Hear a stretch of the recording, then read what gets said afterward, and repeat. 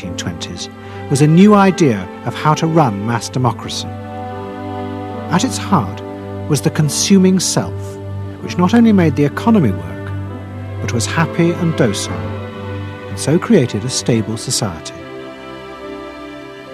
Both Bernays and Littman's concept of managing the masses takes the idea of democracy and it turns it into a palliative. It turns it into giving people some kind of feel-good medication that will respond to an immediate pain or an immediate yearning, but will not alter the objective circumstances one iota. I mean, democracy really, the idea of democracy at its heart was about changing the relations of power that had governed the world for so long. And Bernays' concept of democracy was one of maintaining the relations of power, even if it meant that one needed to sort of stimulate the psychological lives of the public. And in fact, in his mind, that was what was necessary.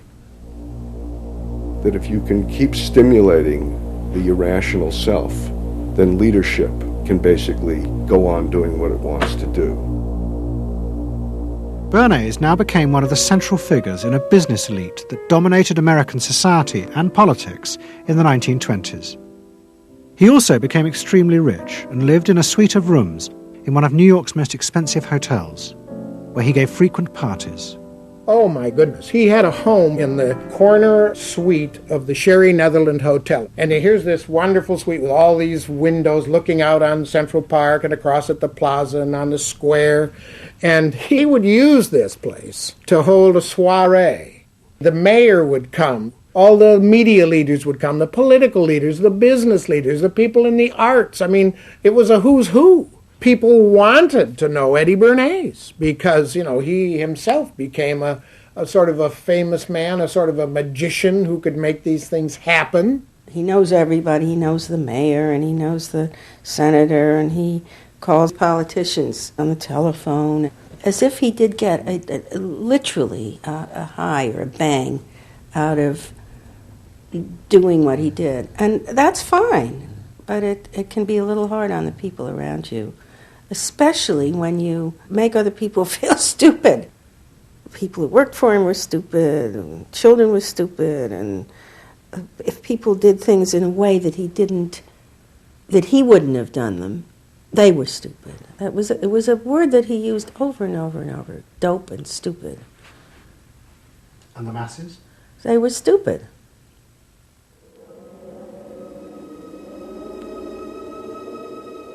But Bernays' power was about to be destroyed dramatically, and by a type of human irrationality he could do nothing to control.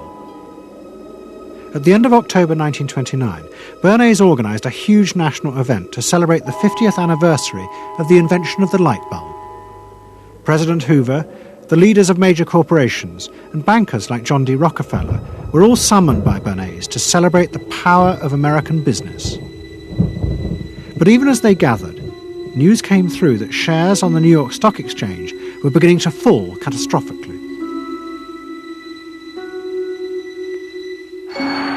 Throughout the 1920s, speculators had borrowed billions of dollars. The banks had promoted the idea that this was a new era where market crashes were a thing of the past. But they were wrong.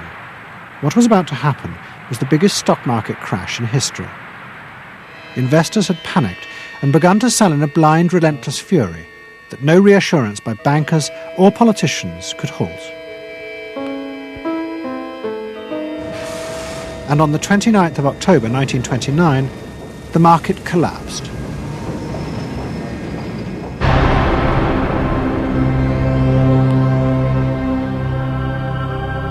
The effect of the crash on the American economy was disastrous.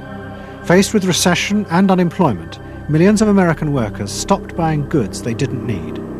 The consumer boom that Bernays had done so much to engineer disappeared, and he and the profession of public relations fell from favour. Bernays' brief moment of power seemed to be over.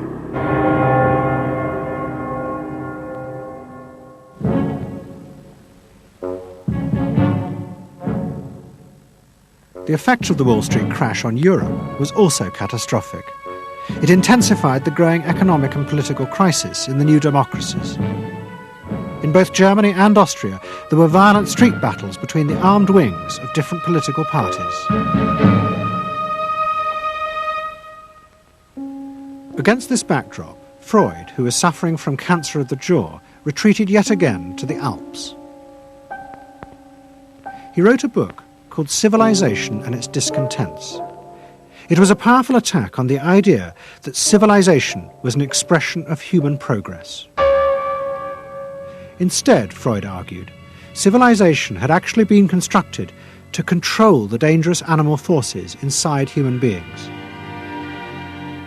What was implicit in Freud's argument was that the ideal of individual freedom, which was at the heart of democracy, was impossible. Human beings could never be allowed to truly express themselves because it was too dangerous. They must always be controlled and would thus always be discontent.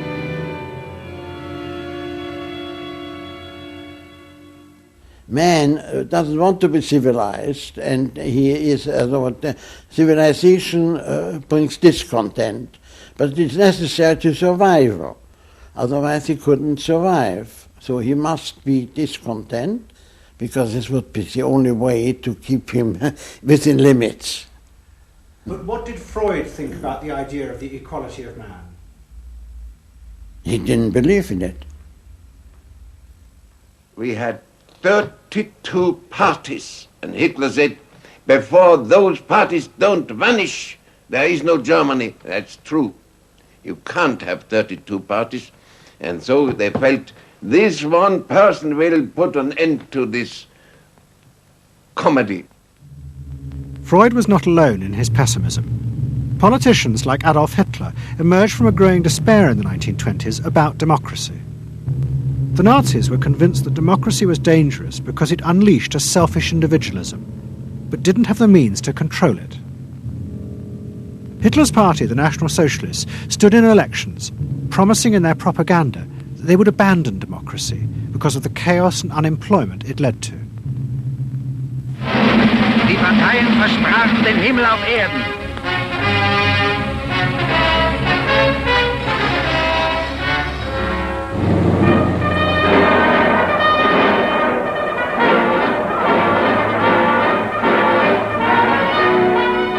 In March 1933, the National Socialists were elected to power in Germany, and they set out to create a society that would control human beings in a different way. One of their first acts was to take control of business. The planning of production would in future be done by the state. The free market was too unstable, as the crash in America had proved. Workers' leisure time was also planned by the state through a new organisation called Strength Through Joy. One of its mottos was service, not self.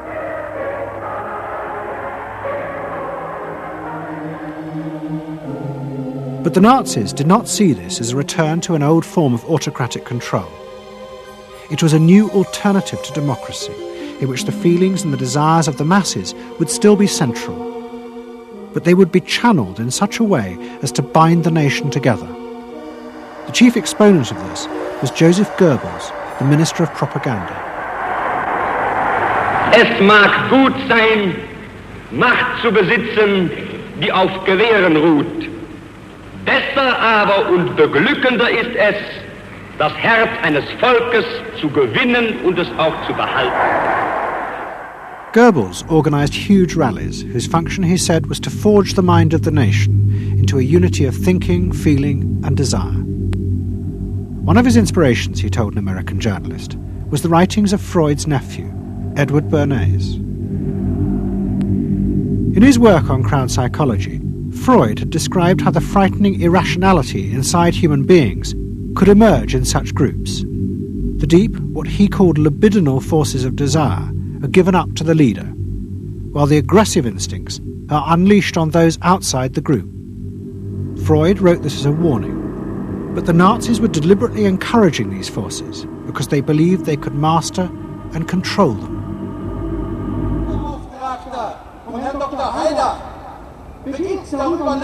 Well, Freud was saying that masses are bound by libidinal forces. They love each other and delegate their ideas and their feelings.